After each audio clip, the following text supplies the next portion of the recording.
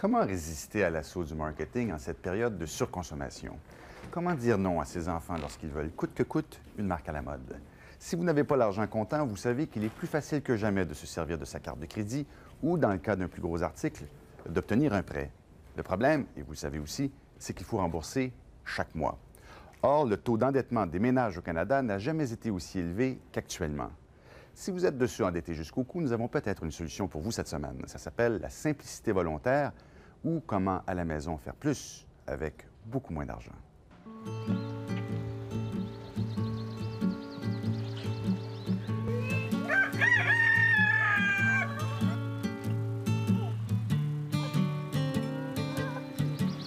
Pour Daniel Leroux, Sylvie Fizet et leurs deux petits derniers, c'est tous les jours dimanche.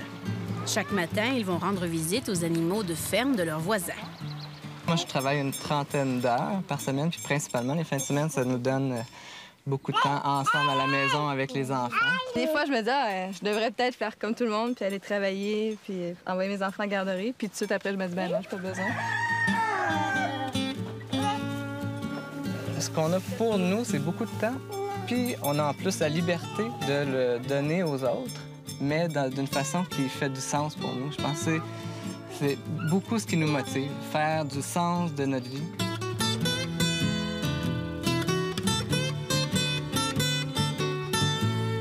Daniel et Sylvie sont locataires d'un petit chalet à Sainte-Anne-des-Lacs dans les Laurentides. Ils ont choisi de posséder un minimum pour vivre au maximum. Ce sont des adeptes de la simplicité volontaire. La simplicité volontaire, c'est faire le choix conscient de vivre avec moins, donc de consommer moins, de consommer selon nos revenus, ça c'est clair. Puis ensuite, c'est aussi d'avoir du temps. C'est quand la fête à Marielle, sais-tu? Non. C'est se contenter de l'essentiel, mais ça va plus loin que ça parce que dans la société dans laquelle on vit maintenant, on doit réfléchir pour aller vers l'essentiel. Ça va pas de soi. On nous propose d'acheter pour être heureux puis d'avoir plus pour être plus heureux. Ça veut dire que c'est doublement difficile d'épurer, je dirais. Ça remonte à 1994. J'ai retrouvé cette semaine des vieux cahiers où j'avais commencé instinctivement à rentrer comme tel jour, j'ai dépensé tant d'argent. Moi, j'ai vécu l'avènement du guichet automatique, puis j'avais souvent l'effet d'aller au guichet, de finir la semaine plus d'argent dans les poches, de voir mon compte descendre puis d'avoir aucune idée de ce que j'avais fait. Depuis 5 ans, Daniel compile chacune des entrées et des sorties d'argent de la famille. Ça lui a permis de reprendre le contrôle de ses finances. Quand il vivait seul, Daniel gagnait 28 000 $ par année et il accumulait des dettes. Aujourd'hui, avec un salaire de 19 300 $, il fait confortablement vivre sa famille. On est ensemble depuis 6 ans presque, là. Puis jamais en 6 ans qu'on a eu un seul souci financier, jamais qu'on ait été angoissé à cause de l'argent. On se sent complètement en paix avec l'argent. Ça, c'est agréable de ne pas avoir à stresser, puis même de pouvoir en prêter. On peut prêter de l'argent puis parce qu'on en a. On a des réserves parce qu'on ne dépense pas. Bravo, Adèle. Daniel et Sylvie ne boivent pas et ne fument pas. Ils empruntent les journaux, les livres, les disques, les magazines et plusieurs des jouets dans des bibliothèques. Ils ne vont ni au théâtre ni au cinéma. Quand ils vont au restaurant en amoureux, c'est pour le petit déjeuner, jamais pour le dîner. On se restreint pas. C'est plus un exercice de contrôle au niveau de la consommation, puis avoir un esprit alerte puis critique en tout temps. Puis c'est un défi, c'est un plaisir. Moi, je le vis comme étant un grand plaisir, cet aspect-là. Une bonne raison de ne pas acheter, c'est le manque d'espace. La maison est toute petite, comme le montant du loyer, 375 $.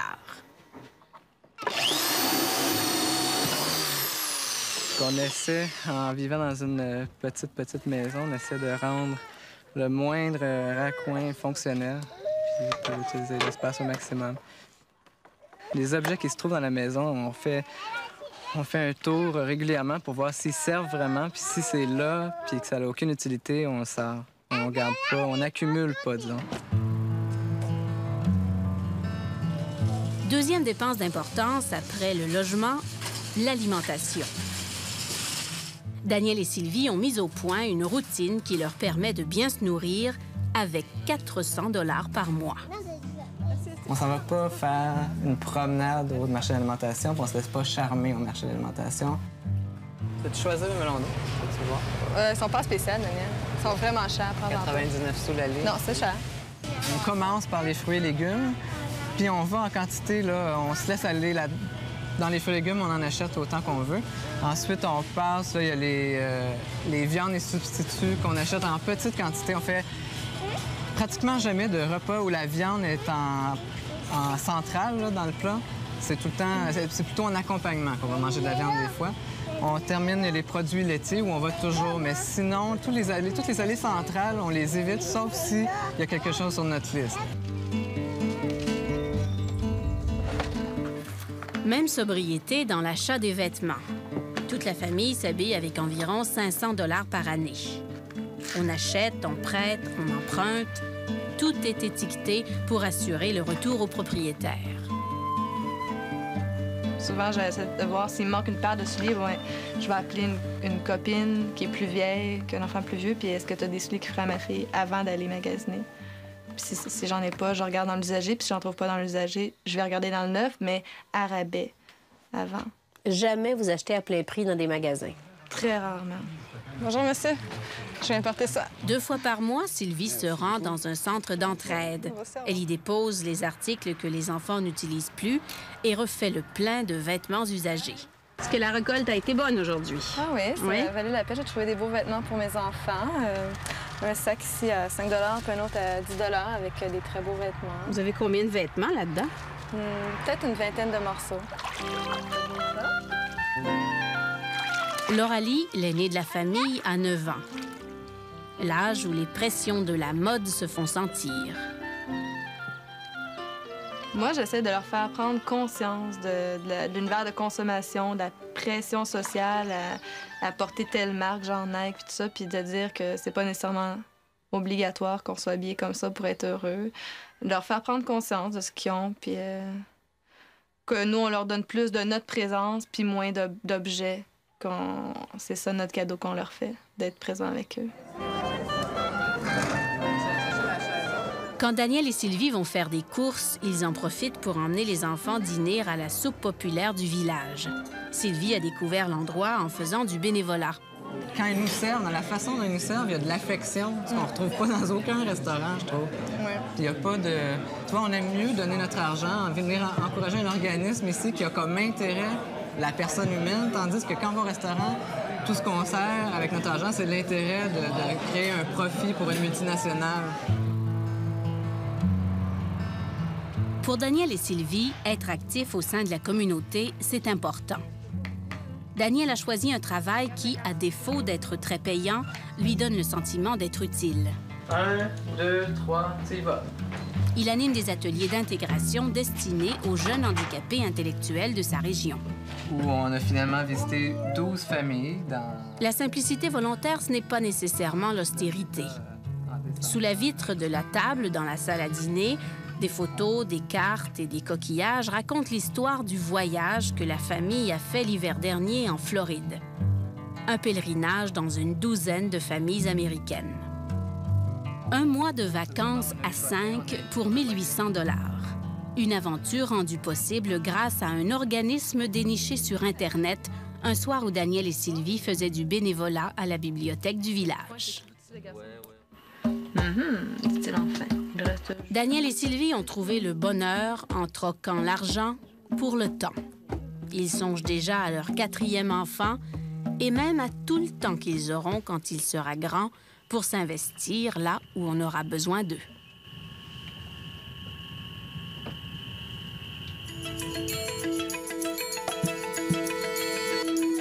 Le portrait type qu'on a, c'est quelqu'un qui manque de temps, qui utilise son temps essentiellement à générer de l'argent ou à gérer son argent ou à dépenser son argent et qui néglige d'autres secteurs de sa vie.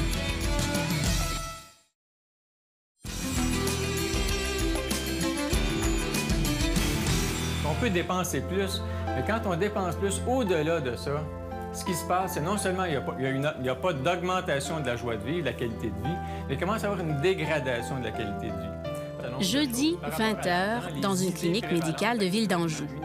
Le docteur Robert Béliveau anime un atelier sur la réduction du stress. L'argent aussi, c'est la sécurité. L'argent, c'est le pouvoir. L'argent, c'est mon identité. Je pourrais ajouter aussi l'argent, c'est ma valeur. Toutes les idées qu'on a. L'argent peut rendre malade. Dans sa pratique, le docteur Béliveau rencontre régulièrement des victimes de la surconsommation. Le portrait type qu'on a, c'est quelqu'un qui est fatigué d'abord. C'est quelqu'un qui manque de temps, qui utilise son temps essentiellement à générer de l'argent ou à gérer son argent ou à dépenser son argent et qui néglige d'autres secteurs de sa vie qui sont fondamentaux, comme les relations, par exemple. Qu'est-ce qui fait qu'on est si souffrant que ça? Qu'est-ce qui fait qu'on est si épuisé? C'est qu'on vit dans une culture de l'épuisement, dans une culture de l'exploitation, où on vise constamment à améliorer notre qualité de vie en acquérant de plus en plus de biens. Donc, en travaillant de plus en plus fort pour les acquérir, et puis on n'a plus le temps pour en jouir par la suite. Petite voiture achetée usagée, modeste maison de ville dans un quartier ouvrier de Montréal. Question de santé mentale et physique, le docteur Béliveau a toujours accordé plus d'importance au temps qu'à l'argent. Allô? Et j'en ai vu des médecins, moi, qui étaient en burn-out. Et la question que je leur posais tout le temps, qu'est-ce qui fait que tu n'as pas arrêté de travailler avant? Et la réponse invariablement que je reçois, c'est « je ne pouvais pas ». Je ne pouvais pas parce que j'ai une grosse maison, j'ai un chalet, j'ai des enfants dans les écoles privées, j'ai un style de vie, j'ai des impôts qui me coûtent une fortune, j'ai des frais de bureau. Enfin, bref, j'ai des dépenses fixes exorbitantes qui ne me laissent plus aucune marge de manœuvre dans ma vie. Et là, je suis obligé d'aller à l'épuisement. Robert Béliveau et sa conjointe, Chantal Bergeron, une orthopédagogue, travaillent 3 jours par semaine. Leur priorité, c'est la famille. Le bonheur, il ne dépend pas de l'endroit où on habite, mais d'avec qui on habite et quel type de rapport on a avec ces gens-là. C'est l'atmosphère qui est créée, qui est générée à l'intérieur de la maison. Et pour ça, ça demande du temps. Et si on veut avoir du temps, il faut avoir une relation saine avec l'argent. Le revenu familial est de 100 000 $ par an. La famille vit très confortablement, mais sobrement. Les parents, ils sont pas là pour répondre aux désirs de leurs enfants, mais ils sont là pour répondre à leurs besoins. Et c'est pas pareil, répondre aux désirs. Tu as un désir d'avoir des Nike, ton besoin, c'est des chaussures. Alors moi, je suis là pour répondre à ton besoin. Qu'est-ce que toi, tu es prêt à faire pour ton désir? Donc, le ramener, lui, dans sa responsabilité, dire... Tu as un très beau désir, qu'est-ce que toi, tu es prêt à faire pour répondre à ce désir-là? Et moi, je n'y répondrai pas comme parent. Moi, je suis là pour répondre à ton besoin. Et ton besoin, il coûte 29,95 et ton désir, il en coûte 69,95. Robert Béliveau ne lésine pas sur le matériel informatique. La maison est pleine de livres et de vidéos. La culture est une priorité. Par contre, les 4 enfants doivent se contenter de 2 petites chambres. Vous aimeriez ça avoir chacun votre chambre? Ouais. Pourquoi? T'as plus d'espace aussi. Ouais. T'as un peu serré des fois. Comment vos parents vous expliquent ça? Pourquoi vous avez juste une chambre pour les 2? Parce qu'ils veulent vivre plus simplement. Puis mon père, il aime mieux plus nous voir puis nous éduquer qu'aller au travail, tu sais. C'est pas qu'il aime plus ça, c'est qu'il trouve ça plus important. Là. Qu'est-ce que vous pensez de ça? Mais moi, je trouve qu'il a raison. La famille de Robert Béliveau vit simplement malgré des revenus au-dessus de la moyenne. La simplicité volontaire ne condamne pas à la pauvreté.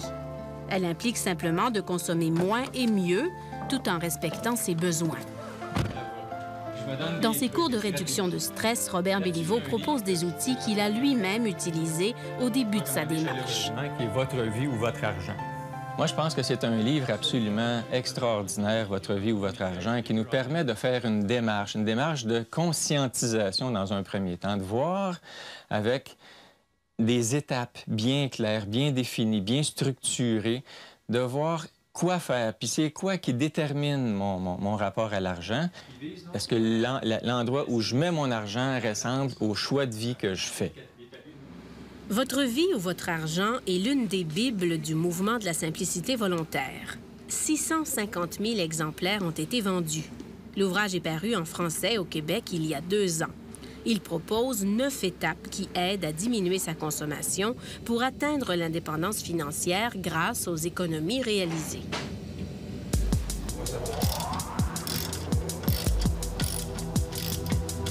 Salut François, Éric. François Pelletier a 27 ans.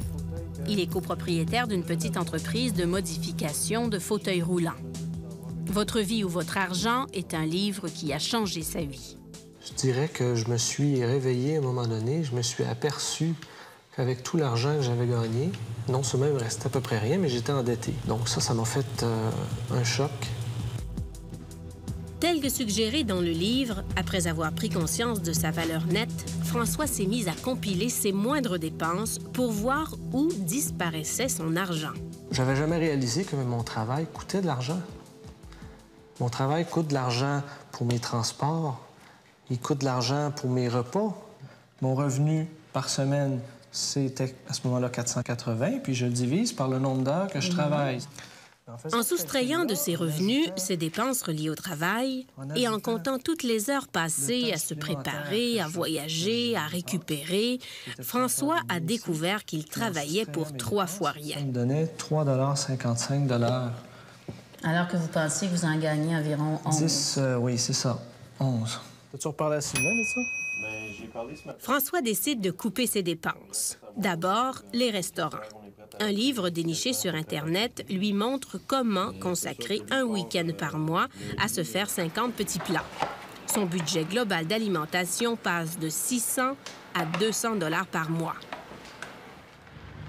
En plus, François déménage près de l'usine. Il coupe sur le transport, les sorties, l'achat de vêtements. Ses dépenses fondent à vue d'œil. En faisant tout ça, j'ai ramené mon salaire horaire autour de 9 $ de l'heure, mon salaire horaire réel. Vous êtes passé de 4 à 9. Oui, donc j'ai doublé mon salaire, en fin de compte. Depuis que vous vous êtes pris en main, c'est ça ici, là. Oui. Il y a 1 an, François avait 3 000 $ de dette. Aujourd'hui, il a 2 000 $ d'économie.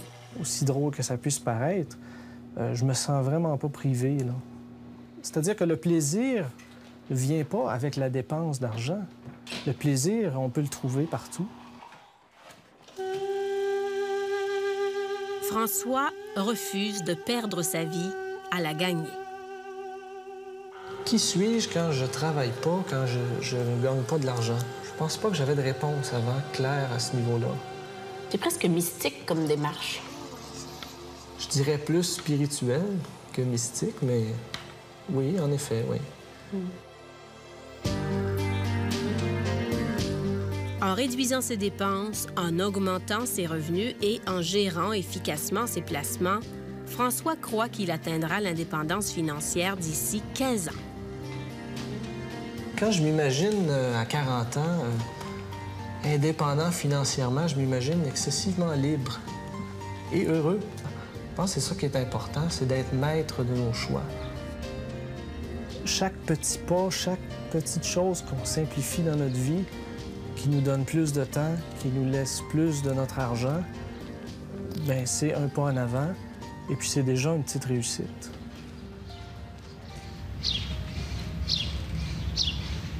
C'est ça qu'il faudrait que les gens découvrent, c'est qu'on a tout avantage à simplifier notre vie.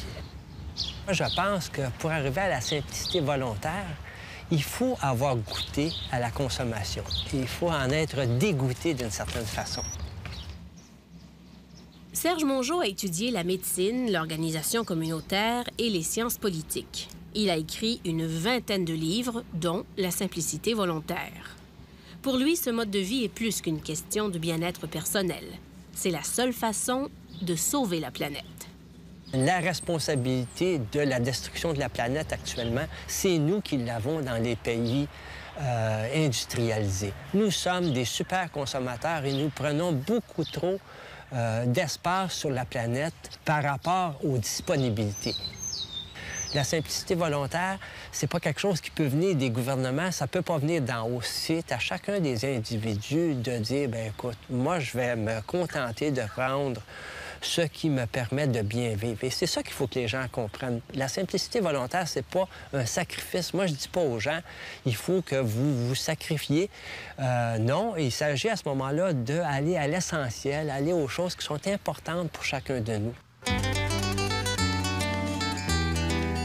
Moi, je trouve ça inconcevable de voir comment les gens se laissent embarquer par la publicité et croient à ce moment-là de plus en plus qu'il faut acheter toutes sortes de choses pour être heureux. À 63 ans, Serge Mongeau vit avec quelques 10 000 $ par an. Il habite la maison de sa conjointe à l'île d'Orléans. Il écrit ses livres à la main. Il n'a pas de voiture, cultive amoureusement ses fleurs et son potager et pousse la frugalité jusqu'à lire les journaux de sa voisine. 3 conseils aux gens qui voudraient simplifier leur vie. Bien, le premier, ça serait peut-être de fermer sa télévision pour être capable de s'éloigner de l'influence de la publicité. Un deuxième, c'est de couper sa carte de crédit quand on achète des choses, même si on est capable de payer, de réfléchir et de se demander si vraiment c'est nécessaire. Puis un troisième, ça serait d'examiner notre façon de se transporter. Est-ce qu'on a vraiment besoin d'une auto? Est-ce qu'on a besoin d'autant d'auto? Ou est-ce qu'on a besoin de prendre si souvent son auto? Comment on va arriver à vendre ça, la simplicité volontaire, dans une société où 9 personnes sur 10 ne rêvent que d'en avoir plus? Bien, avec une personne sur 10 qui ne rêve plus, et il y en a des pionniers. Je connais partout au Québec là, des gens qui ont fait des choix comme ceux-là, qui expérimentent des affaires, qui découvrent des choses et qui mettent des choses en marche et qui, à ce moment-là, en entraînent d'autres dans leur courant. La planète, elle n'a pas besoin de nous autres pour survivre, mais nous, on a besoin de la planète pour survivre.